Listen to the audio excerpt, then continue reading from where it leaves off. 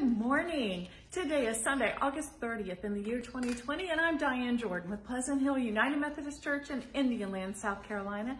Thanks for joining me today for this adult Sunday school lesson. And today I'm going to do something a little bit different.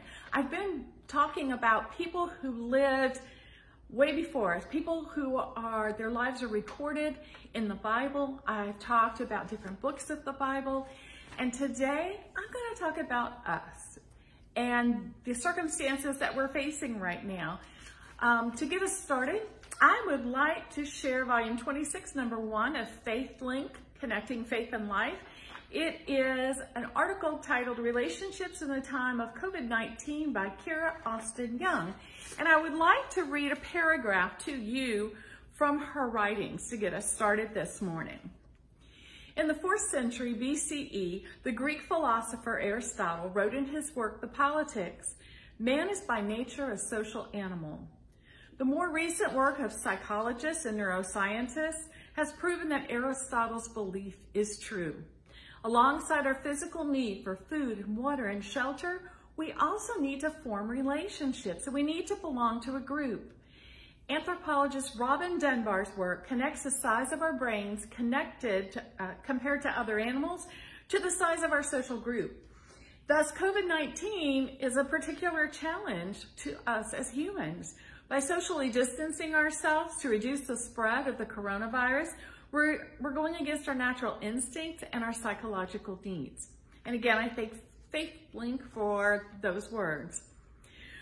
So much of our culture is built around us gathering in large groups. We go to concerts, we go to movie theaters, our children participate in different sporting events. We join gardening clubs and book clubs and tennis clubs.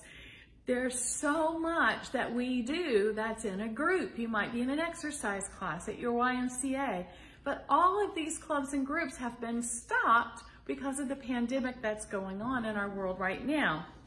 Now, in the United Methodist Church, which I have been a member of all my life, socializing is a really big part of our experience in worshiping. Think about all the activities that we have, like potluck dinners and chili cook-offs and fall festivals and Bible studies, United Methodist men, United Methodist women, prayer blankets and jewels, Sunday school classes. We even had a yoga class for a while at the church, and there's much more that we have going on in the church. However, we've been social distancing now since the middle of March. So we haven't been able to meet in person. And I will tell you, as a former teacher and a former preschool director, I'm missing the excitement of a new preschool year opening. It would normally be opening just in a couple of weeks. Virtual VBS was a whole different experience, not only for me and for Liz as we set it all up, but also for the children that participated in it. I don't know about y'all, but I cannot wait to hear our choir sing under Keith's direction again at the 11 o'clock service. I miss those voices joining together in music, which of course they can't do right now because of the pandemic, but boy, I miss that. As we present the Bibles this morning to our rising 2nd and rising 6th graders, it's a little different because most of them will be joining us virtually for the experience and then picking their Bibles up at a later date. And your church staff has had to adapt very quickly, a fast-paced learning curve, to technological tools such as Zoom and using Facebook Live to stream our worship services and so much more. But you know what? We can still meet together and worship together using the latest technological advances that are available to us. And so we can, during this time as a pandemic, still support one another as a church family, and as a church family should. You're watching this video right now via Facebook. Your church staff meets at least once a week using Zoom, and the Extraordinary Life Sunday School class meets every Sunday morning at 9 o'clock via Zoom. And we spend an hour. We spend an hour just checking in and catching up on each other's lives and just lifting each other up and supporting one another. And it's so fabulous to see each other. Our Council of Ministries church leaders are meeting together today at 1 o'clock via a Zoom meeting. And we're hoping to begin some virtual Bible study opportunities in September. By the way, if you feel led to lead a virtual Bible experience, I will be more than happy to help you set up the Zoom technology part of it. And we're launching, I'm so excited, a virtual Sunday school experience for our children that starts September 13th. Their Sunday school teachers are going to be meeting with them in a Zoom format and teaching the Sunday school lessons so the kids can interact with them. I am so excited to have this available to our children in our church. And we have a new church website that's been launched in the last few weeks, and it's amazing. So we do have ways to still stay together. Another suggestion is pull up the church bulletin, look at the prayer list, and pray for those people. The pandemic's changed a lot of things in our lives. A lot of what was normal is not what we can do right now. But I strongly feel that as a congregation with close ties to one another, we are truly a church family. And I feel so blessed to be a part of and to have the opportunity to serve such a loving and caring and praying congregation as we have at Pleasant Hill United Methodist. You know, I toured the new building on Monday, and the drywall had been delivered, and they were getting ready to put the drywall up so we would have walls. We have so much to look forward to in the years ahead as we continue to worship together.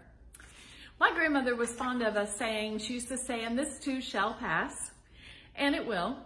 The pandemic will pass, and we just have to learn to be patient. And that's hard sometimes. We've all kind of had enough of sitting at home.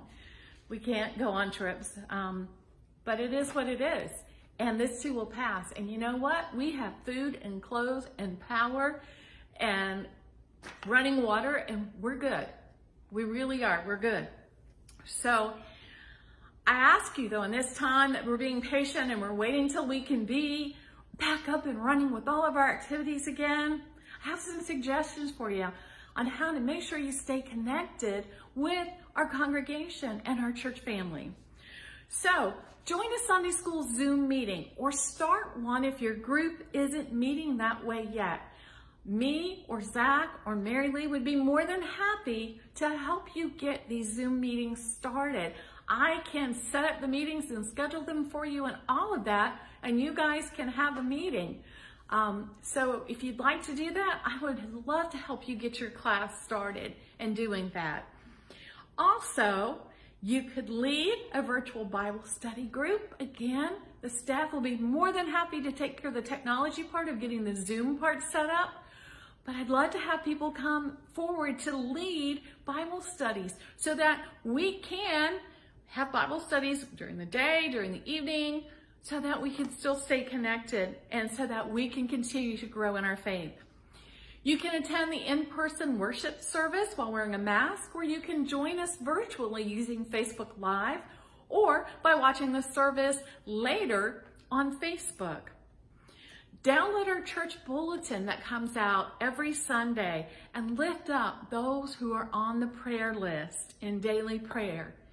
Additionally, you could send them a card or just a short note that says, I've lifted you up in prayer. I just wanted you to know it. That means so much to someone who is going through something awful that someone else cares about them.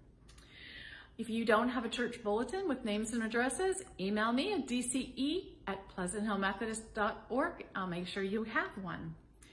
You can also I ask you that you lift up our pastor and our church leaders as they're navigating through a pandemic and learning how to lead worship through Facebook Live and all of these other tools that we're learning.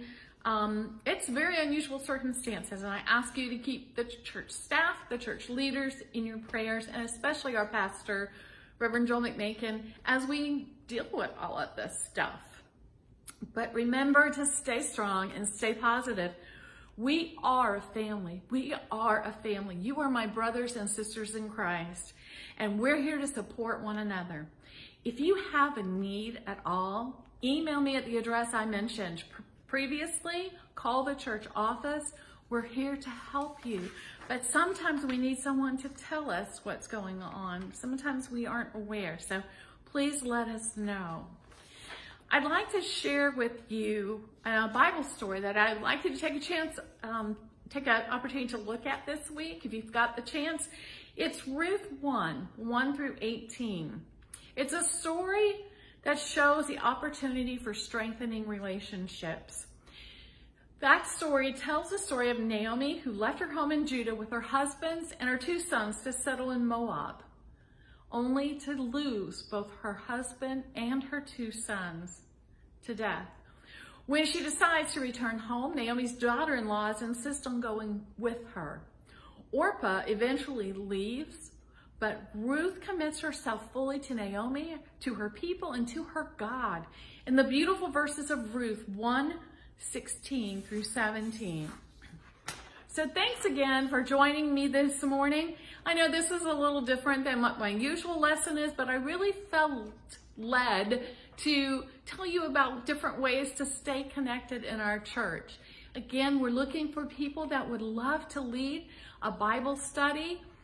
You can choose the material, and again, I'll be more than happy to get the meetings set up for you. Also, if you would like to get your Sunday school class started on Zoom meetings, I'll be more than happy to help you with that as well. Thank you for listening today. Thank you for continuing to be active in our congregation. Thank you for your prayers and your financial support. And I just can't wait till we can all be back together. God bless you all. See you later.